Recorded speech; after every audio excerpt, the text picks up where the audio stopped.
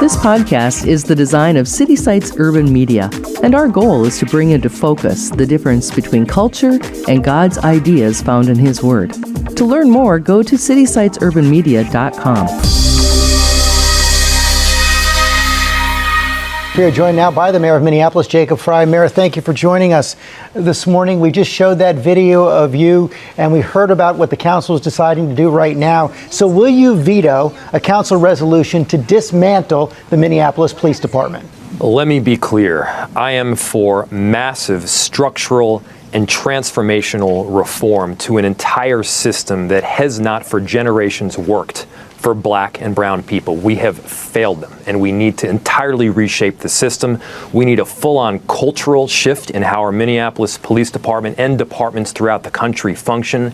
Am I for entirely abolishing the police department? No, I'm not. And so over the coming days and weeks, I'm looking forward to working with council and talking with them about deciphering what particularly they mean when they say ending and abolishing. As thousands call for defunding police, Dallas has a big problem. No justice, no peace. Crime is way up. This year alone, we are up 26% in drug offenses. We are up 23% in weapons violations. We're up 31% in aggravated assault. And that's on top of the 25% increase we saw in 2019. Due to the large increase in crime, city leaders have talked for months about their hope to hire hundreds more Dallas police officers. Now there are calls from the community to redirect some of the department's budget. I don't agree with defunding the police department. Chief Hall said nearly 90% of the police budget is personnel. So if the city cuts the police budget, she said not only will they not add officers, they will lose officers in a city with rising crime. Defunding the police department means keeping the right to safety and protection away from our taxpaying citizens. Who do we want to come to us when we are victimized? Alex Picaro is a criminologist at the University of Texas at Dallas. He doesn't think the city will cut police, but he thinks roles may change. And so I think that we need to think very careful about what we want the police to do. And that's where we should start. We should start with, well, what do we want the police to do? What does that look like? They ask us to look at investing more in the community. Dallas County Judge Clay Jenkins released a proposal based on ideas from community leaders, a proposal hoping to bring down crime and change policing. The point that they're making is we've got to invest in social work, benefits, and mental health. This is the City Sites Podcast with Larry Kutzler. Well, thanks again for joining us for the City Sites interview this week. And in the news this week from the Washington Post, Americans support Black Lives Matter but resist shifts of police funds or removal of statues of Confederate generals or presidents who were enslavers. As I said, that came out of the Washington ABC Post survey this past week. As we have seen, Americans' confidence in the police has been in question since the death of George Floyd at the hands of the Minneapolis police. Many groups are calling for the defunding of the police and reforming police to be more community-driven. The community-driven emphasis is another way to remove the police from being in community with guns and the threat of violence. In fact, some groups talk specifically of the police as being the reason most violence takes place in our communities. Recently, I was in conversation with community organizers who talked about how police with guns are not needed in most calls that came to 911. Well, today we're going to talk about that with a retired police officer and find out what his experience has been as a police officer and ask him some of the harder questions that society is asking about policing in our cities. My guest today is Pastor Bill Breimhorst, and Bill was a police officer, retired now, but he was a police officer for 17 years. He is the senior pastor at Fairview Covenant Church in Minnetriska, Minnesota.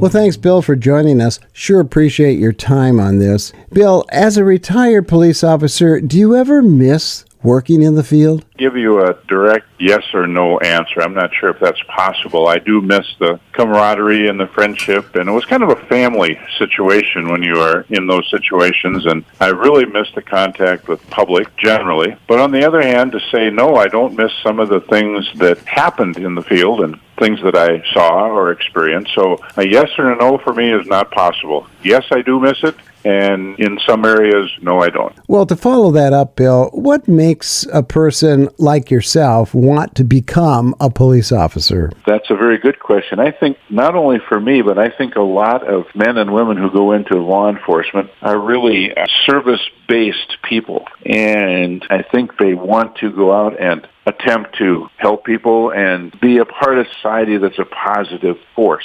And I realize that there's always those who want to be powerful and all of that kind of thing. But generally speaking, I think it's very important for us to realize that our police officers and so forth are support-based people. That's what made me want to become a police officer. I knew that I couldn't change the world, but perhaps I could just be a part of situations where I could be a help to them. And, I got involved. I was the DARE officer. I was a school liaison. I was in crime prevention. And to me, that was the best part of my job.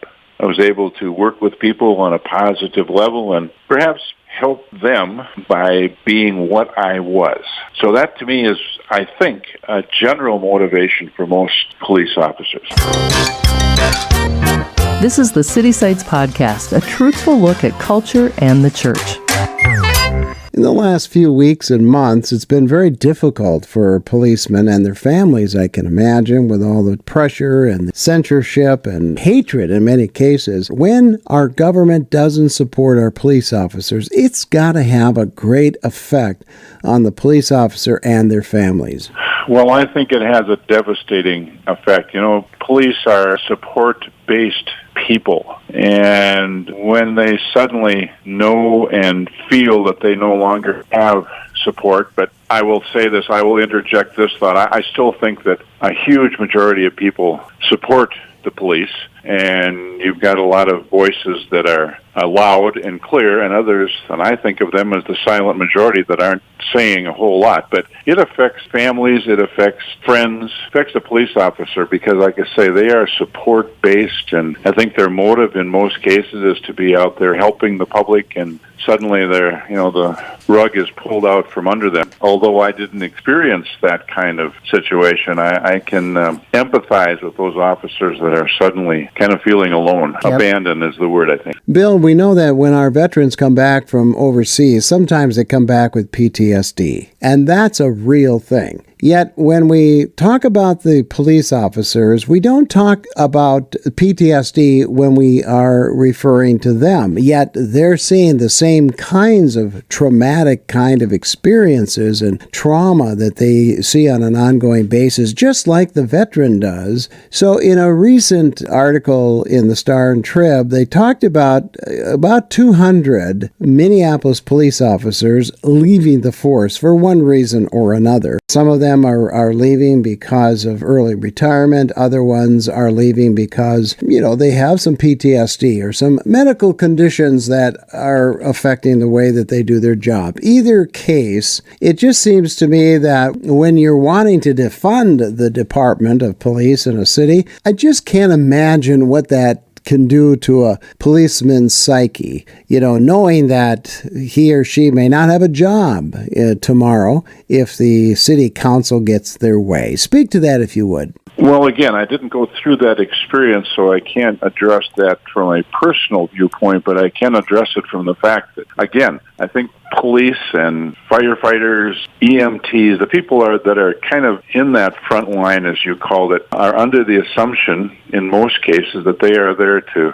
serve the public. And I don't think that police officers as a whole are men and women looking for an excuse for violence. So they do serve in a great capacity, and suddenly that support is removed from them. And I would think that would probably be a primary cause in some of the trauma that these men and women are going through. They've just kind of been pushed aside in a sense and not really seen as the people that they are. I just can't imagine that. I was always proud of being a police officer, but on the other hand, these people are being told that they're not valuable as they are in that capacity, and that to me would be devastating. And I believe that's a really main cause of what we're seeing with the early retirements and the illness and everything that goes with that. The post-traumatic syndrome, for me, kind of doesn't necessarily come from just events or seeing things that are not very good to see, but it also comes from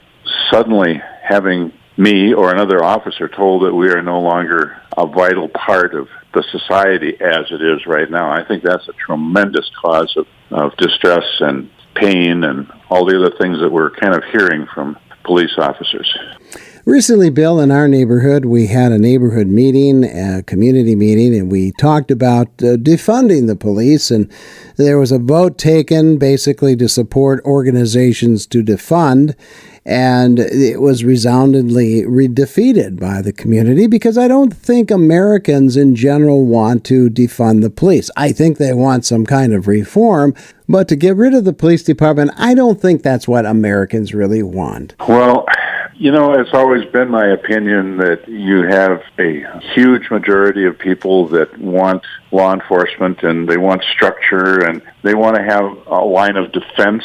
And suddenly you have the media, you have the attention given to those who don't want that. And to me, it's the silent majority being very silent. I think if the people who really were positive in the sense of needing and wanting law enforcement were to be very vocal and outspoken, we wouldn't see what we're seeing right now. And I think some people are afraid to do that. They're afraid to be open and to speak out. But again, as a former police officer, I know that meeting the public generally, they were very positive about having law enforcement and having firefighters. There was none of the kind of negative that I see in the general community right now. There's also so much talk, Bill, about retraining the police, that they've been trained with tactics that are out of step with where society is today. We don't need guns, for example, when we go to do a traffic stop, for example, and again, for example, if you pull out your revolver and you're going to shoot somebody, you gotta shoot to kill. It almost seems as if we want to make our police officers public relations agents or something. But that's not what you want when you are experiencing crime. You don't need a public relations agent. You need a police officer who has the authority to arrest and stop the crime in progress. I don't think that any organization that deals with the public should think that they are the best they can possibly be. There's always need to become better and more informed and more sensitive to the community and changes in society. So I'm not sure if the word retrained here is the word that I would use. I would say just more informed. When you see people going through the academies and going through the training and so forth, that I believe is something that needs to be addressed by the leadership of the training institutes and so forth to make sure that every officer, every paramedic, every person that's on the front line is totally aware that they need to know what's going on in the community and how they can best respond to a situation. So I'm not sure retrained is the word that I would use, but I would say informed. Bill, one of the things that my neighbors say repeatedly, they say, why does a police officer have to be trained when he pulls his gun to shoot to kill? And I think that's kind of what we were thinking about when we use the word trained. And that's a catch-22, because when you're training somebody to not shoot to kill, but yet you're at the mercy of the person that's shooting back at you, that becomes a problem, doesn't it? Well, it certainly does. And I just remember back in my training, and one of the instructors says, just remember this, that a wounded person can kill you. And I understand the violent nature of that statement. But on the other hand, if you're confronting imminent danger and possible death, if you do not incapacitate a person, that person can turn around and still kill you or someone standing next to you or a person in a crowd. And that's why I think most police officers are trained that you don't stop short of disabling a person completely if it gets to that point. Now, there's points in between, of course, that you don't automatically want to take a person's life, but there comes a point when you have to make that decision. It's either we disable that person completely, or there's a possibility that person might take another life. Going back to the community meeting I referenced just a little bit ago, one of the continual comments that came up from those who wanted to defund the police was the fact that guns were not necessary in most of the reasons 911 is called. And so I got to thinking, well, maybe this is also another move, sort of a move through the back door to get rid of the Second Amendment or get rid of our guns. What do you think? Yes, but that goes both ways.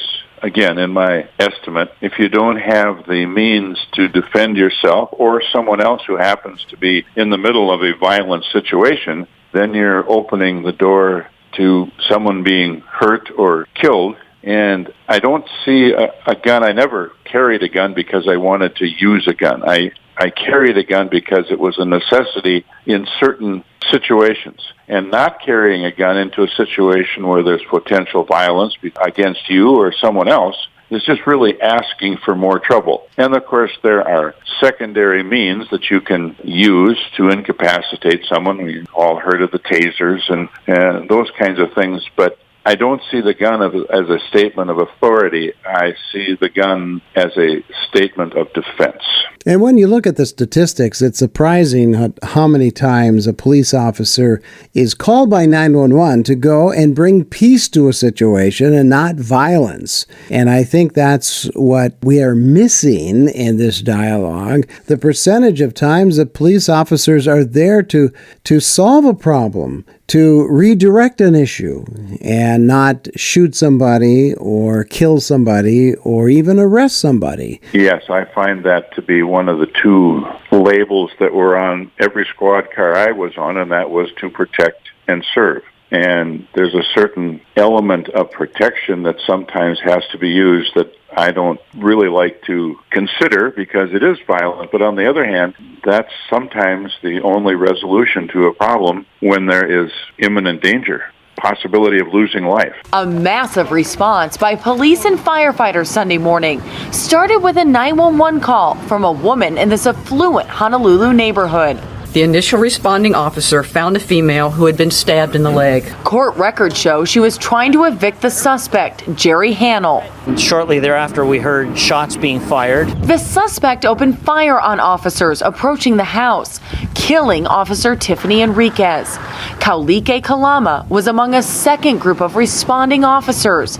He was also shot and killed. Hannell, whom neighbors describe as mentally disturbed, has a history of run-ins with police. Police sources say he set fire to the house. He and two women, believed to have been inside, are still unaccounted for.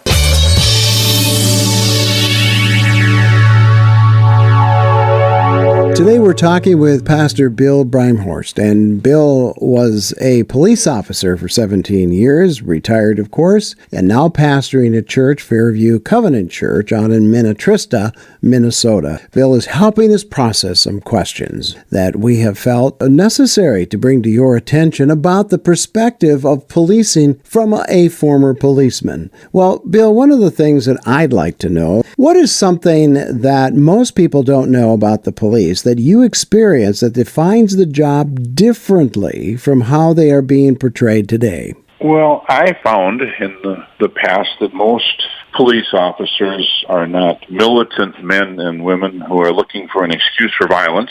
Most actions of police officers are reactive, and they respond to the situation that faces them, and those reactions are oftentimes split-second decisions that, after the fact are scrutinized and discussed over long periods of time. But a police officer doesn't have that opportunity to debate and discuss every possibility in the situations they find themselves in. They face a situation and they react immediately to the best of their ability and their training. I just kind of liken it to a deer jumping in front of us when we're driving down the freeway. We don't have time to go through a checklist of the possible ways to deal with that situation. You simply react, and then in the days that follow, you discuss what could have been done, and perhaps you get a little bit better on a defense mechanism of knowing how to respond. But police officers have a job, and there's a lot of other jobs like this, but they have a job that demands them to make intuitive, split-second decisions. And I have to tell you that as a police officer, that's a lonely job, because when you do react, and whether you react in a way that you can learn from it or you react in a correct way or whatever, you then have to go home and think about it for days, hours, whatever. And it doesn't help because you can't go back and change the reaction that you had. So training is very, very important.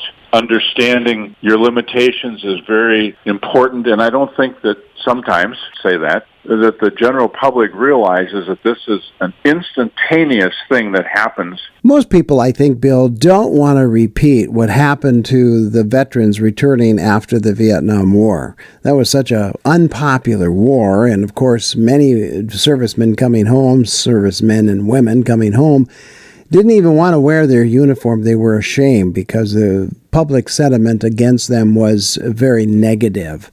So what can we do as the public who want to support the men and women in blue? What do you think we can do to make them know that we as Americans, the majority of Americans, I believe, support them? What can we do? Well, I guess there's a lot of avenues that we can take. I've seen and actually participated in driving into the parking lot of a police station and waving at them. And a couple of instances I've had a chance just to stop alongside a squad car and tell them, hey, thank you for doing what you're doing. I know you're putting your life on the line a lot of times, and I appreciate you. I appreciate your job, and I appreciate who you are. I think the personal contact with police officers, whether it be in a group or individually, is very important. I really can't tell you how much it meant to me to have someone come up when I was a police officer and they would just simply say, thanks for your job. Thanks for what you're doing. It meant a lot. And that kind of support, again, is part of that silence that we're hearing right now. I think people are a little bit afraid to do that. But that's a human factor that all police officers really want to know, that people do appreciate what they do. And I think we can do that in many, many ways. And probably more important is just personally saying, thanks for what you're doing. Thanks for your service, as we would say to a veteran. Perhaps one of the things we have to do, Bill, is stop allowing the media to dictate the narrative. They're the ones that are sort of promoting this defund the police, and there's never a counterbalance to the kind of rhetoric that we're seeing in society right now. So one of the first things we probably should do is defund the media by not listening. I totally agree with that. The majority of people who are supportive think that just because they're supportive, everything is going to be fine, and they don't voice their opinion. And that's kind of sad. You know, I had a saying years ago when I was a cop. I said, you deal with 99% of good people and then 1% of those who aren't so good, and it's the 1% that make the 99% not seem so good. So I still maintain that. I think that when we look around the world, there's a huge percentage of people who are supportive. They want to see law enforcement. They want to see health care out there from street level, and yet they're not voicing that. And if we would get better, including me, if we would get better at that, I think we would see much less of the negatives that we see. You can't combat the media. They have such a huge audience. But we can personally thank and offer our thankfulness to those who are dealing with stressful situations. But it takes a long time to get over some of the things that you see and do, and it really helps to have a support group, not only of fellow officers, but of the community, to be able to just talk and let them, the community, talk to you and let them know that you're willing to listen and just be a part of them. We're all in the same boat, paddling down the same stream, but I think the general public sometimes misses that. They see us as people in uniform, and that's all we are. Well, we're not. We're just like everyone else. We deal with these situations basically the same way as everyone else does, only sometimes the stress is a little bit more. I heard recently and read some stories recently about police officers when they're home. The children just kind of cling to that police officer, and as if to say, wow, we're so glad you're home, and they get a sense of just appreciating the fact that you're home safe. Respond to that. Not only kids, but spouse. We had a general habit, I'll use that word, that when I went off to work, we always made sure that we were positive with each other. We gave each other a hug, and because there's always that potential of not coming home. Now, I realize that's for everyone, but a little bit higher risk factor for those who are in police work and so forth. So my kids and my wife would always attempt to be very positive and so forth on the last moment that I left for work, because that came up many, many times where, gee, you might not come home. Well, if I don't, I want to leave on a very positive note, let them know that I love them, and I'm doing my best to come home, but I want that to be important, and I did at that time, especially for my wife and my kids to know that I wanted them to be secure in the fact that I did love them, and I'm doing all I can to come home. Bill, that brings up another question. Is the divorce rate or marriage failure high amongst many or most of the policemen and women? I don't know exactly, Larry, the statistics, but I know it's very high. In fact, my goodness, I can't tell you exactly how many, but several of the police officers I worked with ended up in divorce or separation or whatever. And part of that has to do with stress. Part of it has to do with the fact that oftentimes law enforcement officers are gone all night. They sleep all day. It's a different kind of world, I guess. But yes, I think without trying to use any statistics that wouldn't be right, I believe it's very high. Licensed psychologist Dr. Michael Keller knows well the stress of police work. A police officer himself for 15 years, Keller now counsels hundreds of officers. Regardless of the size of the city, regardless of the size of the agency, it seems like law enforcement is under greater stress. Many officers report to me feeling that they're under siege. Being in a constant state of activation, always being on alert, always being aware that danger lurks from any possible direction, from any possible person, is extremely stressful. It invades their personal life, their professional life. And for the wives of local law enforcement, the strain of the job can sometimes be too much to bear alone. It really is very stressful, and a lot of things go through your mind. You're like, will my husband come home tonight? Or to celebrate, a birthday on another day because your husband's going out and he's doing a job that most people wouldn't do.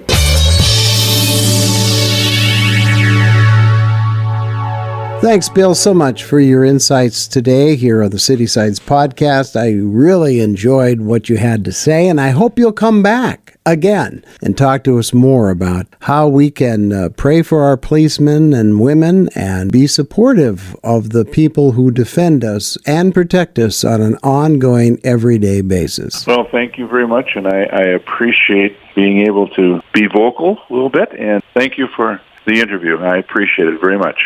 We always hear from spouses that every time your spouse goes out the door, you never know if they're going to come back. I don't. And, the one thing I remember as a wife is that as a police officer, this is something that you have to love to do. You have to love your job, to run towards the risk instead of away from it. And I know that my husband, should something happen to him, he will go doing what he loves doing, and that's, the peace I keep. But it's horrible to see this. Thank you for joining us today.